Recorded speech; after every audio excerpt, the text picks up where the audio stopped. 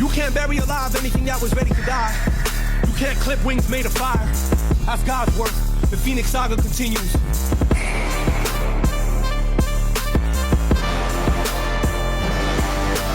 நீயே ஒளி நீதான் வழி ஓயா திணி உடம்பே நீயே தடை நீயே விடை சூடாக்கிடு நரம்பு 6 feet deep where they left us for dead and died. Myself out the mud with my knuckles on the float like a butterfly, sting like a killer bee. Killer bee fuel for them fools. Is you kidding? Shit, I'd rather be in hell for being reckless with my special. Bet you.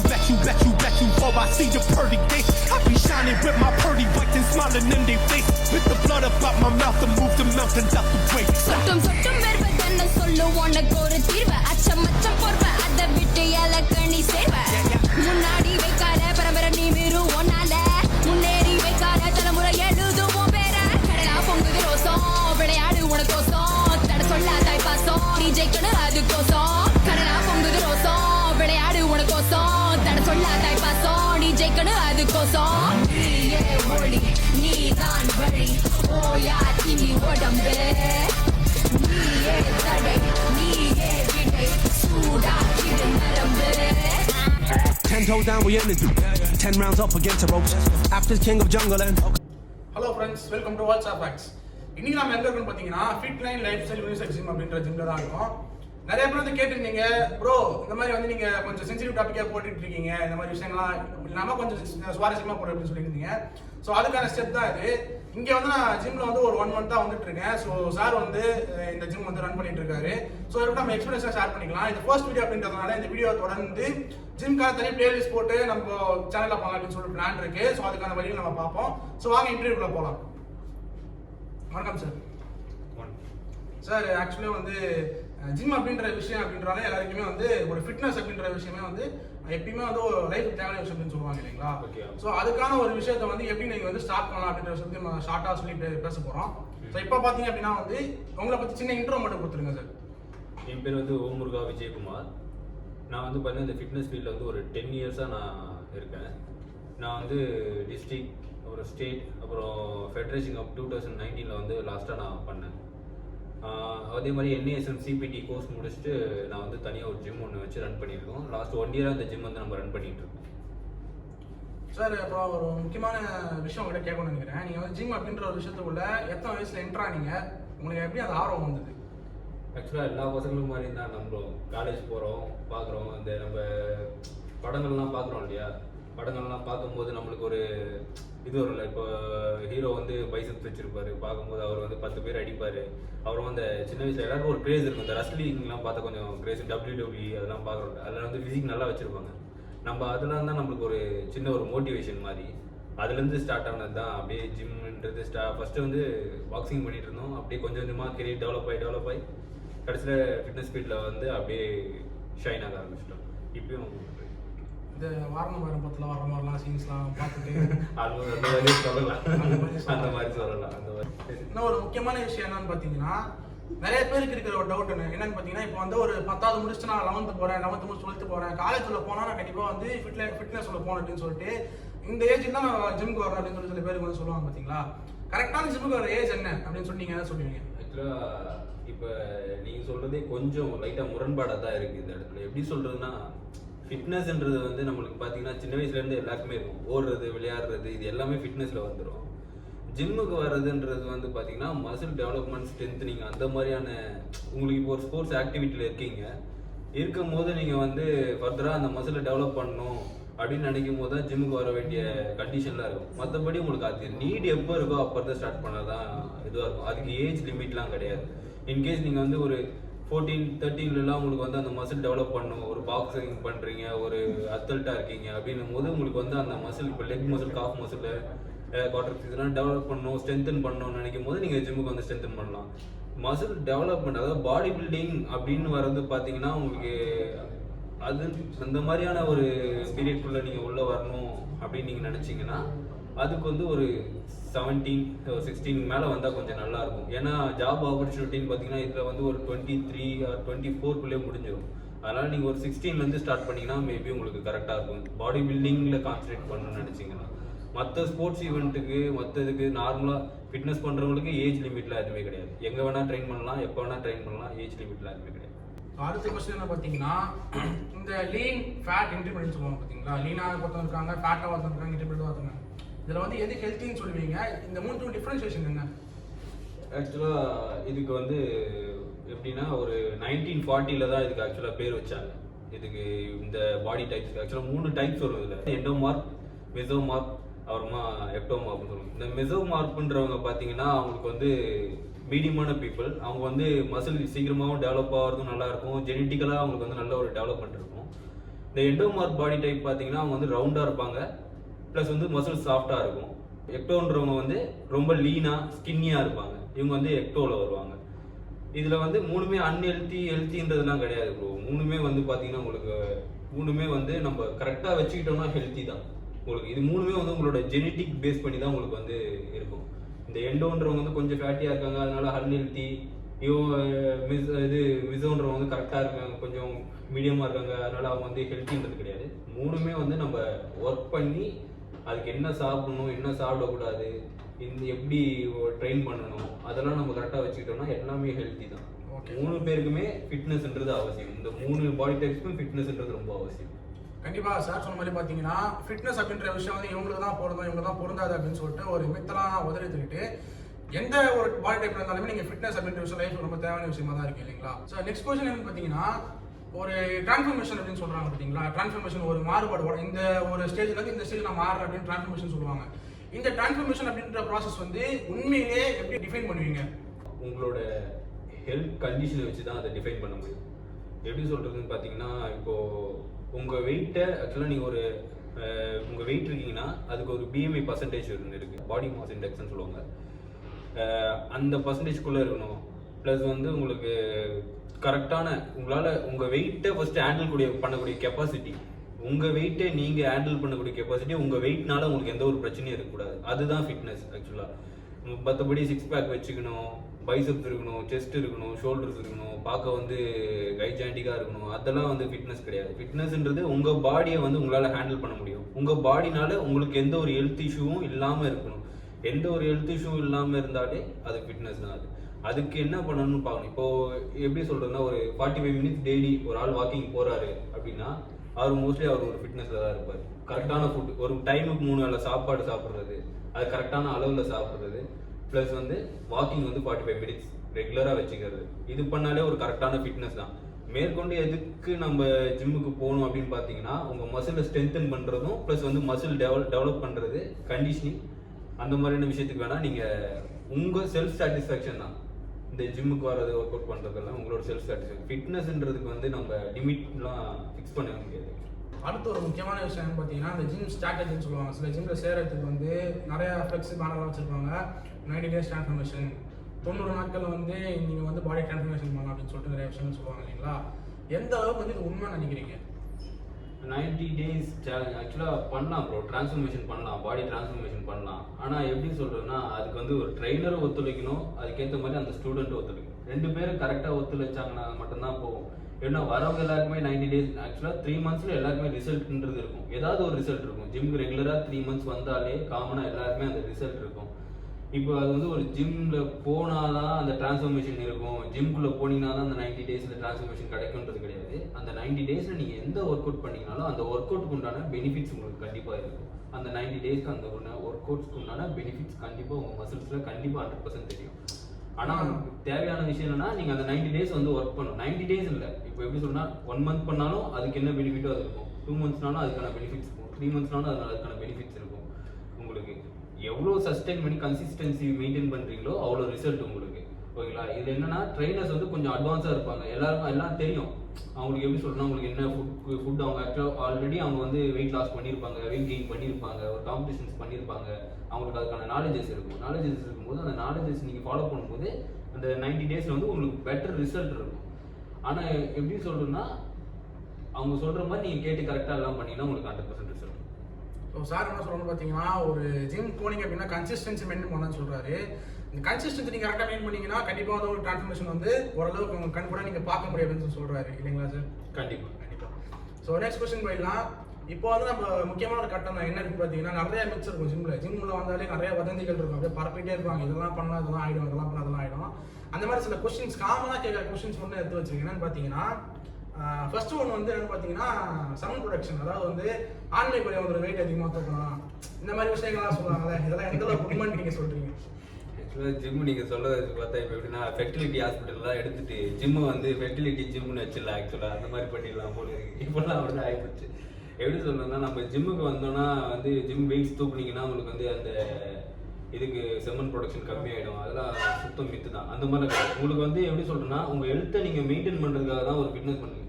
அப்படி ஜிம்முக்கு வந்து ஒருத்தருக்கு semen production கம்மியாகுதுன்னா கோயம்பேட்டில் மூட்டை தூக்குறவனுக்கும் அங்கே வந்து என்ன இருக்கணும்னா செமன் ப்ரொடக்ஷன் கம்மியாக இருக்கணும். உங்களுக்கு அக்ரிகல்ச்சர் விவசாயம் பண்ணுறவனுக்கும் உங்களுக்கு வந்து பார்த்தீங்கன்னா செமன் ப்ரொடக்ஷன் கம்மியாக இருக்கணும். வெயிலில் நின்று இந்த இது கொளுத்து வேலை செய்கிறாங்க இல்லையா, அந்த மண்பானை தூக்கின்னு போகிறாங்க, அவங்களுக்கு செமன் ப்ரொடக்ஷன் கம்மியாக இருக்கணும். ஜிம்மில் பண்ணுறவங்களுக்கு மட்டும்தான் செமன் ப்ரொடக்ஷன் கம்மியாக இருக்கணுன்றது எப்படின்னா நம்ம சும்மா இருக்க முடியல, நம்ம வாய் ஏதாவது ஒன்று சொல்லணும். போகிறவனை வந்து இந்த போகிறவங்க பாருங்க அவங்க செமன் ப்ரொடக்ஷன் நம்ம எதாவது காட்டணும்ல, அதுக்கு வந்து ஜிம்முக்கு போகிறவங்க வந்து ஒரு மென்ஷன் பண்ணி காமிச்சிடுவாங்க. அதுதான் காரணம், மற்றபடி அப்படிலாம் எதுவும் கிடையாது. சும்மா 100% மித்த. ரெண்டாவது விஷயம்னு பார்த்தீங்கன்னா வந்து ஜிம் வந்தால் ஹைட் கம்மியாயிடும், வளர மாட்டோம் அப்படின்னு சொல்லுவாங்க. ஆக்சுவலாக நல்லா ஒன்று கேட்டுங்க, உங்களோட ஹைட்டு செம்மன் ப்ரொடக்ஷன் வந்து டிஃபெக்ட் ஆகுறது, ப்ளஸ் வந்து உங்களுக்கு உடம்புல வந்து ஏதாவது ஒரு ஹெல்த் ரிலேட்டடாக ஏதாவது ப்ராப்ளம் வர்றது எல்லாமே வந்து பார்த்தீங்கன்னா உங்களோட ஜெனட்டிக்கலாக ஏதோ ஒரு ப்ராப்ளமாக இருக்கணும், இல்லை நீங்கள் வந்து ஏதாவது மிஸ்பிஹேவியர் ஏதோ யூஸ் பண்ணியிருக்கணும். அதனால மட்டும்தான் உங்களுக்கு வந்து இந்த பிரச்சனைலாம் வருமே தவிர மற்றபடி உங்களுக்கு வந்து இந்த மாதிரி ஹைட் கம்மியாகிறது அப்படிலாம் ஒன்றுமே கிடையாது. இப்போ உங்களுக்கு மெஸ்ஸி தெரியும் இல்லையா, ஃபுட்பால் பிளேயர் மெஸ்ஸி தெரியும்ல, கண்டிப்பாக அவர் வந்து இன்னைக்கு வந்து வேர்ல்டு நம்பர் 1 ஃபுட்பால் பிளேயராக. அவருக்கு ஆக்சுவலாக வளர்ச்சிக்கு உண்டான ஹார்மோன் கம்மி ஜெனட்டிக்கலாகவே. இப்போ இருக்கிற சயின்ஸில் வந்து அந்த ஹார்மோனியை வந்து சேஞ்ச் பண்ணி அவரை ஒரு டீம் வந்து வளர வச்சு அவரை வந்து தத்தெடுத்தாங்க. இது நிறைய பேருக்கு தெரிஞ்சிருக்கும் மேபி, ஓகேங்களா. இப்போ இருக்கிற சயின்ஸ் அதுதான், அந்த சயின்ஸை பேஸ் பண்ணி தான் இப்போ ஜிம்லாம் ஒர்க் பண்ணிட்டு இருக்கோம், ஓகேங்களா. அந்த மாதிரி சயின்ஸ்க்கு உண்டான ஒர்க் தான் பண்ணிட்டு இருக்கோம். அவரும் ஜிம்முக்குலாம் போதான் செய்கிறாரு, ஓகேங்களா. அவர்கிட்ட போய் கேட்டீங்க அதனால நீங்கள் கம்மியாயிட்டீங்களான்னு கேட்பீங்களா, அப்படிலாம் கேட்க முடியாது, புரியுதுங்களா. இங்கே வந்து ஜிம்ல வந்து பார்த்தீங்கன்னா மேற்கொண்டு உங்களுக்கு இருக்கிற ஏதாவது ஒரு குறைபாடு இருந்துன்னா அதை நம்ம வந்து கவர் பண்ணலாம் மேபி, தவிர மற்றபடி உங்களால் வந்து எப்படி சொல்றதுன்னா ஹைட்டை நீங்களா எப்படி சொல்றதுன்னா வளர வைக்கிறதோ இல்லை குறைக்கிறதோ அதெல்லாம் கிடையாது. அது உங்களுக்கா இருக்கிறது தான்.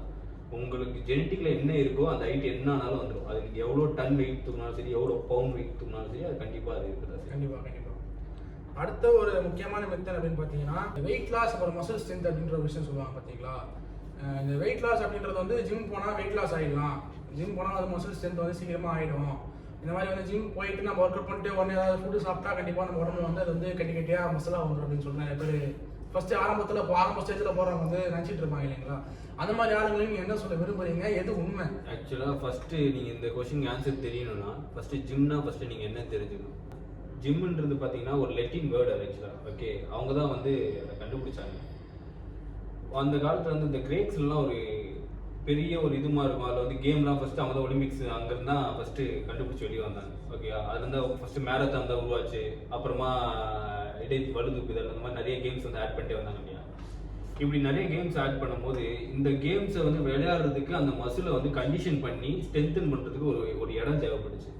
அந்த இடத்துக்காக கண்டுபிடிக்கப்பட்டது தான் இந்த ஜிம்ன்றது, ஓகேங்களா. அப்போ அந்த மசிலை ஸ்ட்ரென்தன் பண்ணுறதுக்காக கண்டுபிடிக்கணும்னா என்ன பண்ணாங்கன்னா அந்த ஜிம் எக்யூப்மெண்ட்லாம் கண்டுபிடிக்க ஆரம்பிச்சாங்க. அப்படியே கொஞ்சம் கொஞ்சமாக வளர்ந்து வந்தது தான் இந்த ஜிம்ன்றது, ஓகேங்களா. இப்படி தான் இதுலேயே உங்களுக்கு தெரிஞ்சிருக்கும் ஜிம்னா என்னன்னு. ஜிம்னா நல்லா தெரிஞ்சுக்கங்க, உங்கள் மசிலை வந்து ஸ்ட்ரென்தன் பண்ணுறது தான். வெயிட் லாஸ் பண்ணுறதுக்கு நீங்கள் ஜிம்முக்கு வரணுன்ற அவசியம் கிடையாது. ஃபஸ்ட்டு வெயிட் கெயின் பண்ணுறதுக்கு ஜிம்முக்கு வரணுன்ற அவசியம் கிடையாது. உங்கள் மசிலை தான் மோஸ்ட்லி ஸ்ட்ரென்தன் பண்ணுறதுக்காக தான் நீங்கள் வரீங்க, ஓகேங்களா.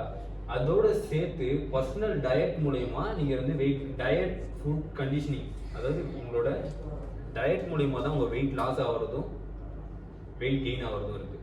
தவிர மற்றபடி ஜிம் வர்றதுன்றது மோஸ்ட்லி மசில் ஸ்ட்ரென்த்துன்னு தான். உங்கள் மசிலை வந்து ஸ்ட்ரென்தன் பண்ணிக்கலாம், கண்டிஷன் பண்ணிக்கலாம். அது நிறைய பேர் ஜிம்முக்கு போனாலே வெயிட் லாஸ் ஆகிடும். எனக்கு எப்படின்னா ஒரு இது ஒன்றும் மேஜிக் கிடையாது. ஜிம்முன்றது ஒரு மேஜிக்கோ ஒரு என்ன மந்திரகாடின்னு சொன்னோடனே மேஜிக் போட்ட உடனே அவனுக்கு வெயிட் லாஸ் ஆகுது, வெயிட் கெயின் பண்ணுறதுலாம் கதெல்லாம் கிடையாது. எப்படின்னு சொல்றதுன்னா நீங்கள் டயட் வந்து கரெக்டாக வெயிட்டை வந்து லாஸ் பண்ணுறதோ இல்லை வெயிட் கெயின் பண்ணுவீங்க, அந்த மசிலை கண்டிஷன் பண்ணி ஸ்ட்ரென்தன் பண்ணிப்பீங்க ஜிம்முக்கு வந்து. இதுதான் நடக்குது. இப்போ எப்படி ஆகிப்போச்சுன்னா ஜிம்மில் வந்து எப்படி சொல்கிறதுன்னா சில இதில் போடுறாங்க, எப்படி சொல்றேன்னா வெயிட் லாஸ், வெயிட் கெயின், அப்புறமா இதெல்லாம் போடுவாங்க.